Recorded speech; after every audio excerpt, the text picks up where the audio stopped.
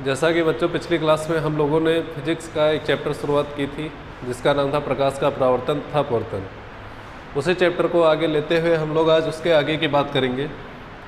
और हमने जो देखा था वो गोलीय दर्पण के बारे में देख लिया था कि गोलीय दर्पण क्या होता है, कैसे बना होता है गोलीय दर्पण की। उत्तल दर्पण और अवतल दर्पण के बारे में भी जान लिया था कि उत्तल दर्पण क्या होते हैं और अवतल दर्पण क्या होते हैं। अब उसी के आगे की थोड़ी सी चीज़ है, उसको हम लेके चलेंगे कि कुछ चीज़ें होती हैं दर्पण में, इनको हम पहले देख लेंगे, उसके बाद अगला टॉपिक शुरू करते हैं। तो जैसे हमारे पास कोई एक दर्पण है, मान लेते हैं अवतल दर्पण है, तो ये जो लाइन खींची जाती है ऐसे, ये जो लाइन खींची गई है इस लाइन को बोला जाता है मुख्य अक्ष। ये क्या है बच्चों? मुख्य अक्ष है। इस लाइन को हम लोग क्या बोलेंगे? मुख्य अक्ष। और ये वाला जो बिंदु होता है जहाँ पर दर्पण का जो मिड पॉइंट होता है इसको बोला जाता है ध्रुव। इसको क्या बोलेंगे? ध्रुव बोलेंगे। कि मुख्य अक्ष और दर्पण का जो कटिंग पॉइंट होता है जहाँ पे एक दूसरे को काटते हैं वो क्या कहलाता है? ध्रुव कहलाता है। फिर यहाँ पे इसका क्या होता है? ये फोकस होता है जिसको स्मॉल एफ कहते हैं। ये बिंदु जो होता है वो कैपिटल एफ फोकस कहलाता है। और ये जो दूरी होती है ये फोकस दूरी कहलाती है। इसकी डिफिनीसन हम लोग अभी देखने वाले हैं कि फोकस दूरी क्या होती है। उसके बाद इतनी ही दूरी पर यहाँ पर एक पॉइंट होता है जिसको कल हम लोगों ने वक्रता त्रिज्या कहा था, कैपिटल आर। इसका नाम है वक्रता केंद्र। वक्रता केंद्र है ये। और वक्रता केंद्र से ध्रुव के बीच की दूरी, इसको पी से पोल लिखते हैं। पोल, वक्रता केंद्र और ध्रुव के बीच की दूरी क्या होती है? वक्रता त्रिज्या, कैपिटल आर। इतना हम लोगों ने देख लिया। ये और समझ लेंगे तो इन चीज़ों का ध्यान में रखेंगे कि मुख्य अक्ष क्या होता है, ध्रुव क्या होता है, ये फोकस है, ये है बच्चों फोकस, और ये है फोकस दूरी। जो एफ लिखा है ये फोकस दूरी है। इसके बारे में हम लोग जानने वाले हैं फोकस दूरी क्या होती है। इन सबकी डिफिनीसन बुक में दी गई है, आप लोग चाहे तो पढ़ सकते हैं। बस इतना सा बताना था। अब आगे हम लोगों के पास आ जाता है फोकस दूरी। फोकस दूरी क्या होती है इसके बारे में देख लेते हैं जल्दी से।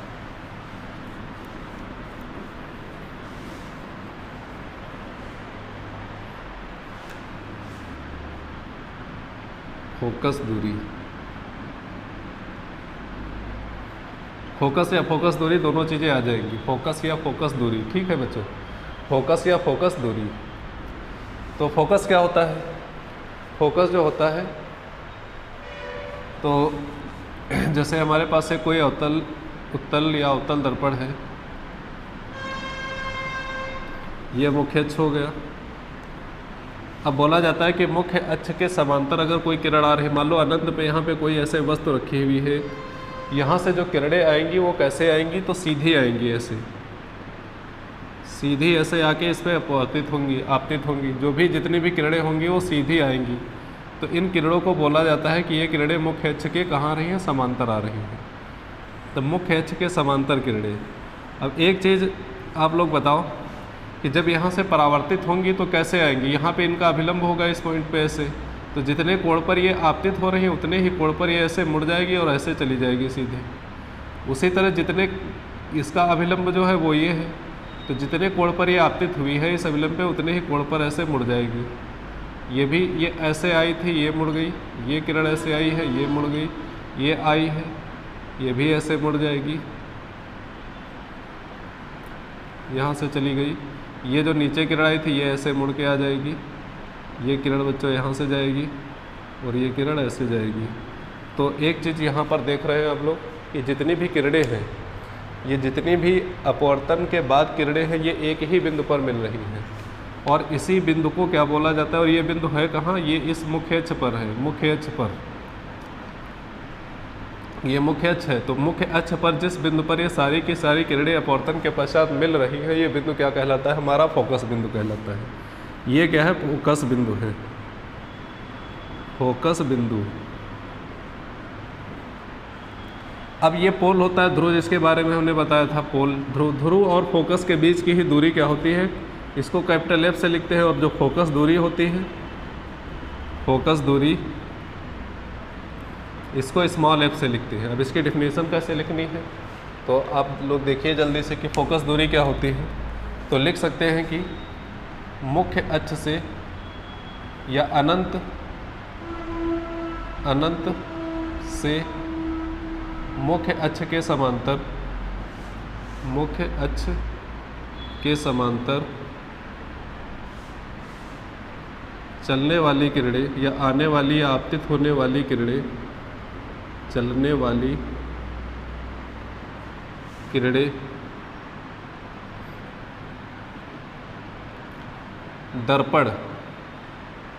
दर्पण से परावर्तित होकर मुख्य अक्ष के जिस बिंदु पर मिलती है, ये मुख्य अक्ष है, मुख्य अक्ष के जिस बिंदु पर एक दूसरे को काटती है या मिलती है, एक दूसरे को काटती है, वह बिंदु फोकस कहलाता है, फोकस कहलाता है। ये कैपिटल एफ हो गया, ठीक है बच्चों। तो ये क्या हो गया, कैपिटल एफ। अब इस कैपिटल एफ से इस पोल की दूरी, तो फोकस बिंदु और ध्रुव के बीच की दूरी फोकस दूरी कहलाती है। फोकस दूरी कहलाती है। तो ये हो गया हमारा फोकस की परिभाषा। अगर अवतल दर्पण रहता है तो इसका फोकस हमको इस साइड में मिलेगा, अगर उत्तल दर्पण रहता है तो उसका फोकस देखेंगे कैसे मिलता है। तो 1 मिनट के लिए उत्तल दर्पण के लिए तो उत्तल दर्पण कुछ इस तरह का होता है और ये इसका मुख्य अक्ष होता है। तो उत्तल दर्पण के सामने कोई वस्तु अनंत पर है तो वहाँ से चलने वाली किरणें समांतर ऐसे आएंगी, तो ये देखेंगे कि टकराने के बाद ऐसे मुड़ जाती है, ये वापस चली जाएगी। जितनी भी किरणें यहाँ पे टकराएंगी वो सब मुड़ के ऐसे वापस चली जाती है। ये यहाँ से आई, ये ऐसे वापस चली गई, ये किरण जा रही थी, ये ऐसे वापस चली गई। अब क्या होता है कि इन किरणों को हम थोड़ा सा आगे अगर हम बढ़ाएंगे, थोड़ा सा आगे ऐसे बढ़ाएंगे डॉट डॉट करके, तो फिर से ये सारी की सारी किरणों को आगे बढ़ाने पर एक ही बिंदु पर मिलेंगी और वो बिंदु फिर क्या बन जाएगा हमारे लिए, वो बिंदु फोकस बन जाएगा, ये कैपिटल एफ। और यहाँ से यहाँ तक की दूरी ये क्या कहलाएगी, ये फोकस दूरी कहलाएगी। बस ये फोकस की डिफिनीसन होती है, डिफिनीसन सेम है। अवतल दर्पण की फोकस दूरी माइनस ली जाती है, क्यों माइनस ली जाती है इसका कारण आगे पता चलेगा। और फोकस उत्तल दर्पण की फोकस दूरी पॉजिटिव ली जाती है, इसका कारण भी आगे पता चलेगा। तो इतनी चीज़ हो गई हमारी फोकस के बारे में। इसको ध्यान से 1 सेकंड के लिए देखिए, फिर मैं आगे आप लोगों के लिए शुरू करता हूँ।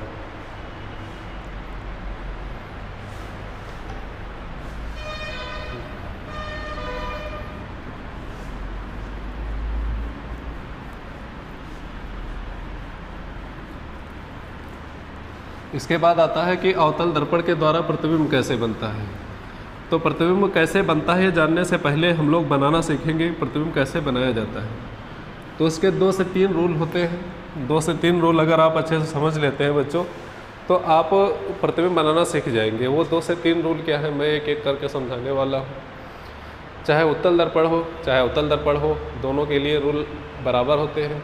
बस उनको किरण आरेख खींचने का थोड़ा सा तरीका सीखना पड़ता है, तो वो आप लोग ध्यान से सीखिएगा। तो हेडिंग लगा लेंगे कि अवतल दर्पण द्वारा, अवतल या उत्तल दर्पण द्वारा कोई भी दर्पण होगा, दर्पण द्वारा प्रतिबिंब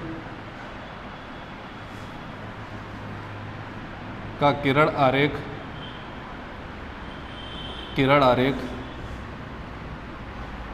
बनाने के नियम,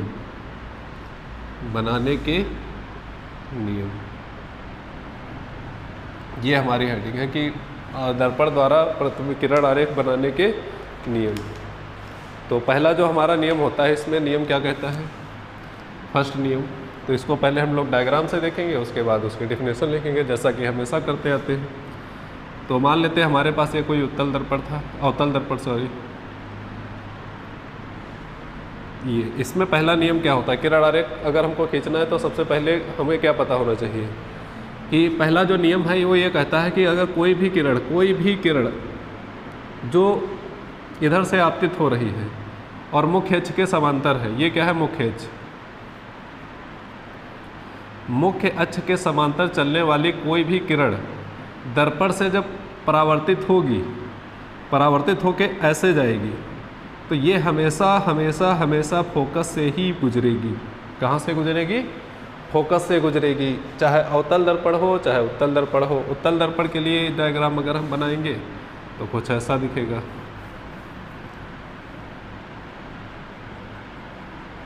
ये मुख्य अक्ष हो गया, यहाँ से कोई समांतर किरण जा रही है तो अपवर्तित होके परावर्तित होके चली तो ऐसे जाएगी, लेकिन जब इसको हम पीछे बढ़ाएंगे तो दिखेगा कि ये अपने फोकस पर ही काट रही है, तो अपने फोकस से ही जाती हुई दिखेगी। तो ये पहला नियम है, इसको लिख लेंगे कि मुख्य अक्ष के समांतर आपतित होने वाली किरण, मुख्य अक्ष के समांतर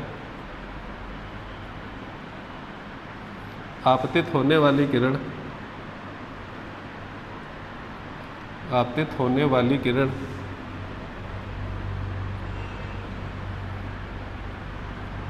परावर्तन के पश्चात या दर्पण से परावर्तन के पश्चात, दर्पण से परावर्तन के पश्चात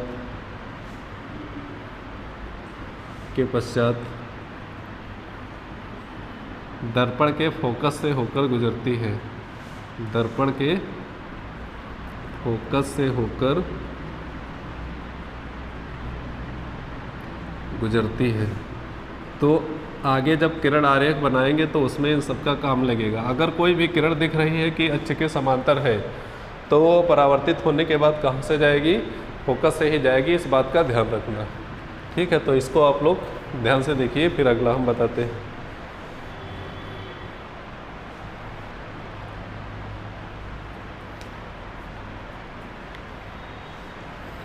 अगला जो नियम है, अगला नियम है, थोड़ा सा इसी में बदलते हैं, ध्यान से समझिएगा। अगला नियम क्या कहता है, जैसे यहाँ पे बताया गया था कि मुख्य अक्ष के समांतर चलने वाली किरण अपवर्तन के पश्चात या परावर्तन के पश्चात कहाँ से जाती है, फोकस से जाती है।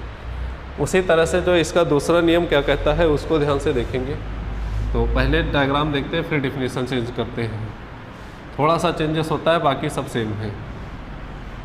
चेंजेस ये है कि मान लेते हैं ये छोटा सा अवतल दर्पण था हमारे पास, एक ये मुख्य अक्ष है। अब कोई किरण ऐसी है जो फोकस से होकर ऐसे गुजर रही है, यूँ, ये कहाँ से होकर गिर गई, फोकस पर। कोई किरण आई और फोकस से जाके इस पर आपतित हो गई, तो अब ये टकराने के बाद कहाँ जाएगी, ऐसे जाएगी, पीछे चली जाएगी, इस तरफ चली जाएगी, कहाँ जाएगी। तो उसका उल्टा, जैसा पहला रूल था जस्ट उसका उल्टा ही होगा इसमें। ये क्या होगा, मुख्य अक्ष के समांतर हो जाएगी ऐसे। ये जब टकराएगी ऐसे तो कैसे हो जाएगी, मुख्य अक्ष के समांतर। तो पहले वाले में क्या था कि जब मुख्य अक्ष के समांतर जा रही थी तो टकराने के बाद कहाँ से गुजरेगी, फोकस से, ये नियम था। लेकिन इसका दूसरा नियम क्या कहता है कि अगर फोकस से किरण जा रही है तो टकराने के बाद क्या हो जाएगी, मुख्य अक्ष के समांतर हो जाएगी, बस। तो मुख्य अक्ष के समांतर ये पूरा बदलना पड़ेगा कि यदि कोई प्रकाश किरण लेंस या दर्पण के फोकस से होकर गुजरती है तो परावर्तन के पश्चात वो क्या हो जाएगी, मुख्य अक्ष के समांतर हो जाएगी। तो इसको आप लोग लिख सकते हैं, बताने की ज़्यादा ज़रूरत नहीं है, छोटा सा शॉर्ट में लिख देते हैं। तो दूसरा नियम क्या कहता है कि फोकस से आने वाली आपतित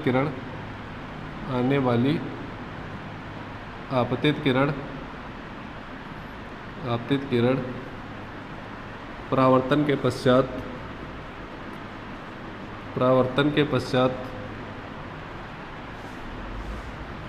मुख्य अक्ष के समांतर हो जाती है, मुख्य अक्ष के समांतर हो जाती है। इसको याद रखेंगे, ऐसे ही आगे बनाएंगे, समांतर हो जाती है। ठीक है, तो अब इसको ध्यान से आप लोग देखिए एक सेकेंड। तीसरा नियम क्या कहता है,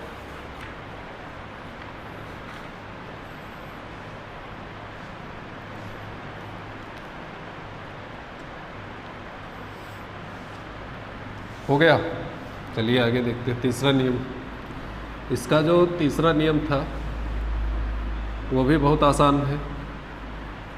तीसरा नियम बच्चों ये कहता है कि कोई दर्पण है हमारे पास, ये दर्पण हो गया,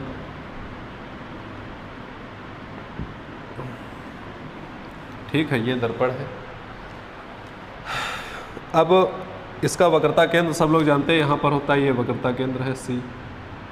अगर कोई किरण वक्रता केंद्र से ऐसे गुजरती है, अगर कोई किरण वक्रता केंद्र से होकर गुजरती है तो क्या किधर मुड़ के जाएगी, इधर मुड़ेगी या इधर मुड़ेगी या उधर चली जाएगी, कहाँ जाएगी? तो ये कहीं नहीं जाएगी, सीधे वापस आ जाएगी। सीधे कहाँ जाएगी? वापस आ जाएगी। जैसे ही ये जाएगी वैसे ही बच्चों वापस आ जाएगी, क्योंकि यहाँ पे जो आपतन कोण या परावर्तन कोण होता है, इसका परावर्तन कोण आपतन कोण ये बराबर होता है। आपतन कोण परावर्तन कोण दोनों 90-90 डिग्री होते हैं, तो 90 डिग्री पर ही इस पर गिरेगी और 90 डिग्री से ही ये वापस आ जाएगी। तो ये चीज़ याद रखनी है कि तीसरा रूल क्या कहता है कि वक्रता केंद्र से गुजरने वाली किरण दर्पण से परावर्तन या परावर्तित होकर अपने मार्ग पर वापस आ जाती है। इसको उत्क्रमणिता का सिद्धांत भी कहते हैं, जो इंटर में आप लोग पढ़ेंगे। अपने मार्ग पर वापस लौट आती है, ये आ गया, वापस लौट आती है। तो ये हमारा तीसरा रूल हो गया। तो इतने चीज़ हमको ध्यान रखनी है। एक छोटा सा रूल और होता है, इसी में बता रहे हैं, आप लोग इधर देखेंगे। चौथा रूल क्या है? जैसे ये हमारे पास कोई दर्पण है और यहाँ से कोई किरण आती है मुख्य अक्ष के इधर, मुख्य अक्ष पे गिरती है। मुख्य अक्ष पे हमारा ध्रुव था, मुख्य अक्ष और ध्रुव पे। तो ये जितने डिग्री पे इधर गिरेगी उतने ही डिग्री से ऐसे वापस चली जाएगी। तो अगर कोई आपतित किरण मुख्य अक्ष पर या मुख्य इसके जो ध्रुव पर आपतित होती है, तो जितने कोण पर ये आएगी उतने ही कोण पर वापस चली जाएगी। तो किरण आरेख में जब भी कभी ऐसा हमको बनाना पड़ेगा तो इस किरण को हम ऐसे बनाएंगे। अब इसके बाद दर्पण के द्वारा हम लोग देखेंगे कि प्रतिबिंब बनता कैसे है, कि दर्पण द्वारा प्रतिबिंब का बनना। वीडियो थोड़ा सा लंबा हो जाएगा, लेकिन ध्यान से देखेंगे आप। 6 कंडीशन होती है, 6 कंडीशन मैं आप लोगों को एक एक करके बता रहा हूँ। थोड़ा जल्दी ध्यान से देखेंगे कि दर्पण द्वारा प्रतिबिंब का बनना। हेडिंग रहेगी दर्पण द्वारा या अवतल दर्पण द्वारा प्रतिबिंब का बनना। अवतल दर्पण द्वारा प्रतिबिंब का बनना।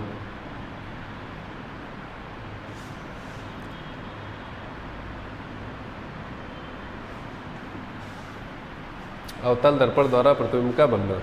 6 कंडीशन होती है।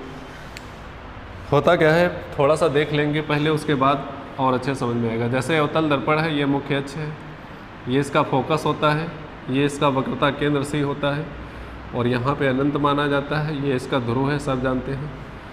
तो जो दर्पण है, दर्पण में हमको चित्र दिखाई पड़ता है, प्रतिबिंब बनता है। तो उसी तरह यहाँ पर पूछा गया है कि एक बार वस्तु अनंत पर रखी है तो इसका जो प्रतिबिंब होगा वो कहाँ पे बनेगा। एक बार वस्तु कहाँ रखी है, अनंत और इस वक्रता केंद्र के बीच में रखी है, तब प्रतिबिंब कहाँ बनेगा। और एक बार पूछ लेगा कि वस्तु जब वक्रता केंद्र पर रखी है तब प्रतिबिंब कहाँ बनता है। अगली बार पूछ लेगा कि जब वस्तु केंद्र और फोकस के बीच में रखी है तब प्रतिबिंब कहाँ पे बनेगा, कैसा बनेगा, प्रकृति क्या होगी।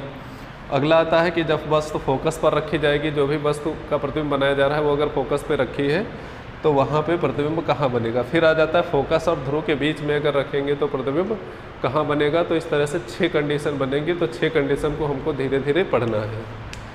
तो 6 कंडीशन देखते हैं क्या क्या होती हैं। आज के लिए हम लोग इतना ही रखते हैं। ये मैं अगली क्लास में आप लोगों को बताऊंगा। और बच्चों, अगर आप लोग हमारी ऑफलाइन क्लास लेना चाहते हैं तो रहीमाबाद बड़ा चौराहा जहाँ मेरी कोचिंग है, द राइजिंग स्टार इंस्टीट्यूट, बहुत बच्चे जानते भी होंगे, कुछ लोग आए हुए हैं, बहुत सारे बच्चे ऑलरेडी पढ़ रहे हैं। इंटर की क्लास चलती है। इंटर में फिजिक्स, केमिस्ट्री, मैथ, बायो सारी चीज़ें पढ़ाई जाती हैं और साथ में हाई स्कूल की भी सारे सब्जेक्ट आप लोगों को यहाँ पे पढ़ाए जाते हैं। इसके साथ ही यहाँ पे कंपटीशन की तैयारी करवाई जाती है, जैसे एसएससी हो गया, रेलवे हो गया, ग्रुप डी हो गया, कई सारे एग्ज़ामों की तैयारी करवाई जाती है और अच्छे से अच्छे टीचर्स से आपको पढ़ने को मिलेगा यहाँ पर, जिनके पास अच्छा खासा एक्सपीरियंस है और अच्छी क्वालिफ़िकेशन है। तो हमारे यहाँ बहुत ही कम फीस पे बहुत अच्छी एजुकेशन आप लोगों को दी जाएगी। तो अगर कोई आप लोग इच्छित हो तो हमारी कोचिंग में संपर्क कर सकते हैं। आज के लिए इतना ही, अगले वीडियो में फिर मैं आप लोगों को ये पूरी 6 कंडीशन करवा दूँगा। तब तक के लिए थैंक यू।